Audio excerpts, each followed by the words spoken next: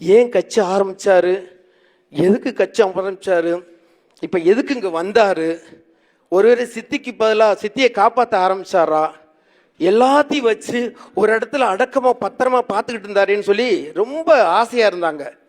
ஆனா கொடுத்த ப்ரெஷர்ல விசில் ஒரு பக்கம், மேல உள்ள தட்டு ஒரு பக்கம் தெரிச்சு ஓடி அடித்தட்டு மட்டும் கிடக்காங்க.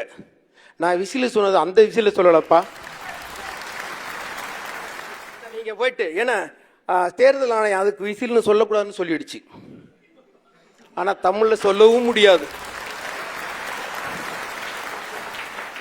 சேர்த்து படிக்கக்கூடாத வார்த்தை, சேர்த்து எழுதக்கூடாத வார்த்தை, பிரித்து படிக்க வேண்டிய வார்த்தை, பிரித்து பேச வேண்டிய வார்த்தை.